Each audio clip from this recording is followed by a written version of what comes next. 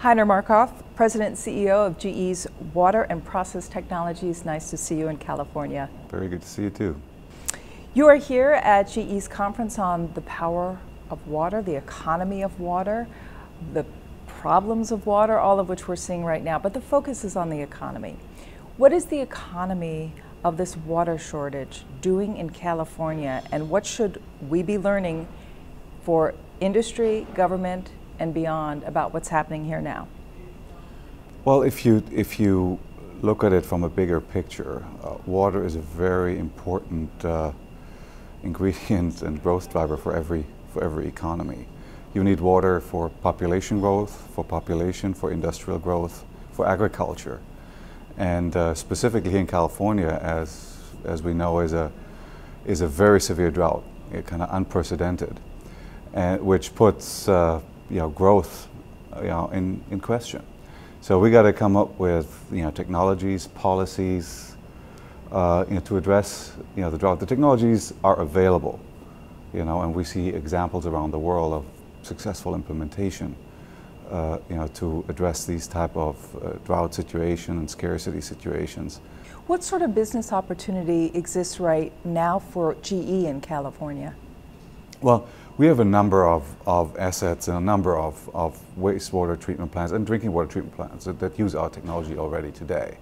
We think that the situation here in California specifically calls for more investments in wastewater treatment plants that can recycle and reuse water and make it available for agriculture, for aquifer recharge, and reuse in even indirect or even direct potable reuse. I think we need to think about how can we expand this infrastructure to increase the capacity for reuse and recycle here in California to make more water that's already available, make it available again. Are we seeing issues with water impacting the growth of other industries such as energy? As you look at the future of energy, we need water. We need to make water available for power generation plants, be it nuclear, be it thermal, gas as well as steam. They need water. Thoughts about that and ways to address this could be, just as a thought, to reuse reused water from municipalities, treat the water, make it available for cooling purposes and for electric power producers to use that water in their processes. With so much potential use, what is the growth opportunity for water and process technologies within GE? You're already in the biggest unit. What is your long-term projection in terms of potential revenue or growth overall?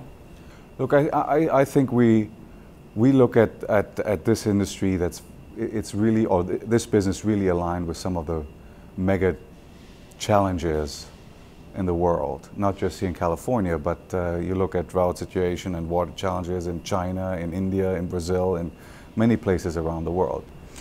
In terms of the second quarter, I know when first quarter results came out within water and power, there was a comment made that the second quarter was looking good. Does it look like there will be an increase in orders overall? I can't comment on these financials for the second quarter.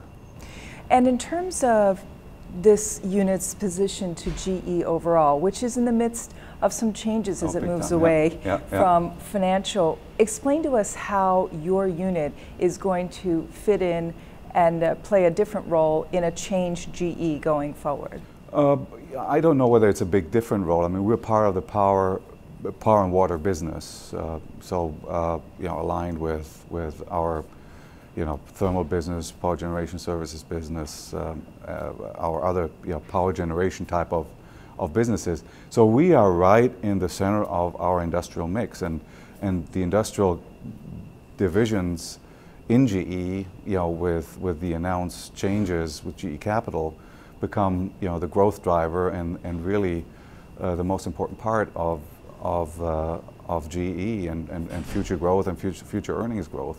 And does that mean most of the growth will be international? No, I think we have about 50 55% of our business is outside of the United States.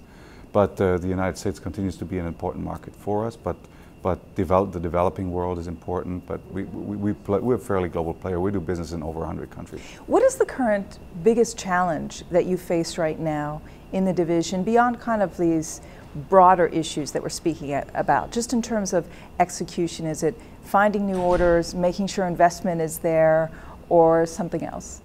Look, I mean, given the economic cycles that we see, investments are sometimes being pushed to the right, but we've tried to keep our pipeline fairly full and keep executing on it. I think what we on a day-to-day basis operationally just deal with right now is just the strength of the dollar. If you do business in many countries around the world, FX, foreign exchange, and how to manage it, to hedge it, to really reduce your exposure becomes something that operationally and financially is something you really got to put effort on. But I think from an orders perspective, growth perspective, the organic growth rates are healthy, continue to be healthy, and the order book and the order pipeline looks good. We're a while away from this, but while we're on market conditions, when interest rates start to rise, and certainly we're a while away in Europe and in the US now, maybe not so soon either. But have you seen in past cycles any impact in terms of willingness to invest when the interest rate environment is different? Is it a hindrance potentially, or are rates so low that it's not really going to matter in terms of future planning? I'd say a low interest rate environment is not bad when it comes to investments in infrastructure. So I guess my question is, what happens when those rates start going up? Is the appetite to invest, does it wane a little bit? I don't know. I think it'll depend all on the overall economic environment and how the raise of interest rates will how the impact on growth will be. So it's tough to predict from where I sit. But certainly not an issue that you're worried about anytime soon. No, not really. Heiner Markhoff, it's been a pleasure speaking with you. Great, thank you.